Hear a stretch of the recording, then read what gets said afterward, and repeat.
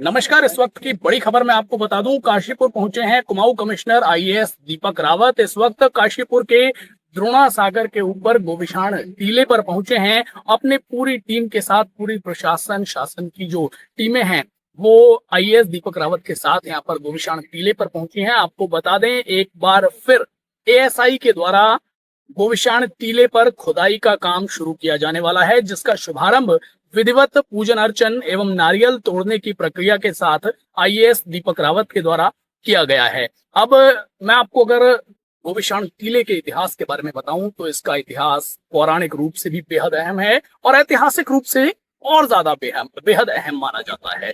द्रोणा सागर के इस गोविशाण टीले की अगर बात की जाए तो इसका इतिहास पांडवों से जोड़ करके भी देखा जाता है, गुरु द्रोण से जोड़ करके भी देखा जाता है। और इस तरीके से एक और खासियत इस सामने की ओर जो आप टीला देख रहे हैं, इसकी एक और खासियत ये भी है कि ये भारत देश का एकमात्र या फिर इक्के दुक्के किलों में से एक है जो कि उल्टा किला है और इसको इसी कारण से श्रापित किला भी कहा जाता है। आप सामने एक शिलापट्ट देख रहे होंगे जिसमें जानकारी इस तरीके की है।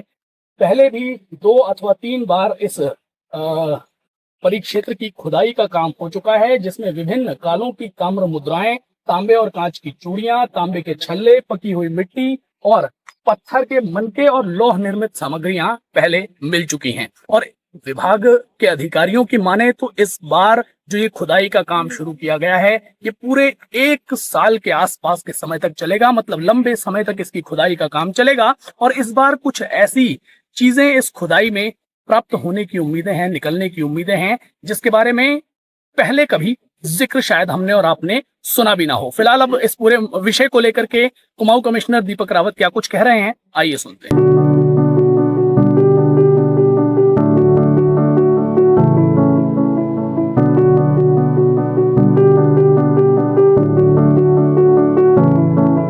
देखिए, ये बहुत ही आर्कियोलॉजिकल सर्वे ऑफ इंडिया के अंदर उनके अधीन ये साइट है और हिस्टोरिकली बहुत इम्पॉर्टेंट है। तो कोई मुझसे पूछेगा कि उत्तराखंड में कोई साइट इतनी इम्पॉर्टेंट है तो आई थिंक गोविशाण है। और बहुत पुराने समय से ये सेटल्ड रही है और इसमें लेटर वैदिक पीरियड के रिमेन्स मिले हैं, गुप्ता पीरियड के रिमेन्स मिले हैं, उससे पहले कुषाण पीरियड के रिमेन्स मिले हैं। लगातार इसमें बेसिकली हैबिटेशंस रही हैं और कल्चरली बहुत रिच रही है। अभी जैसे सतह पे हमने देखा तो बहुत सारी पॉटरी यहाँ पे जो हमारे सुपरिंटेंडिंग आर्कियोलॉजिस्ट हैं जोशी जी, उन्होंने हमको दिखाई। और इसमें बहुत पहले जब एक्सकवेशंस हुई थी, एक बार 1939 में हुई थी, 65 में हुई हैं और उसके बाद एक बार दोबारा हुई हैं। और अलेक्जेंडर कनिंघम यहाँ पे आए थे 1861-62 में, तब इन्होंने इस एरिया का रफ स्केच बनाया था।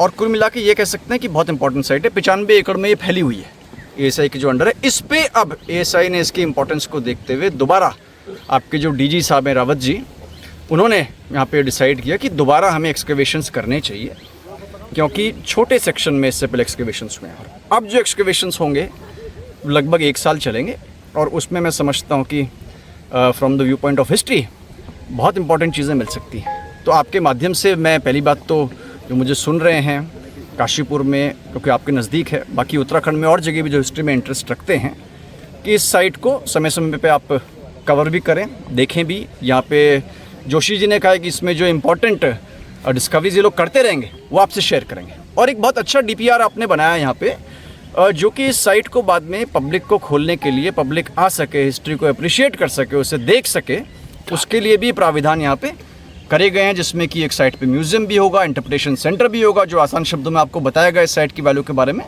तो कुल मिला के आई थिंक बहुत ही इंपॉर्टेंट साइट है और हमें उसी हिसाब से अपने जो पास्ट को अप्रिशिएट करना चाहिए।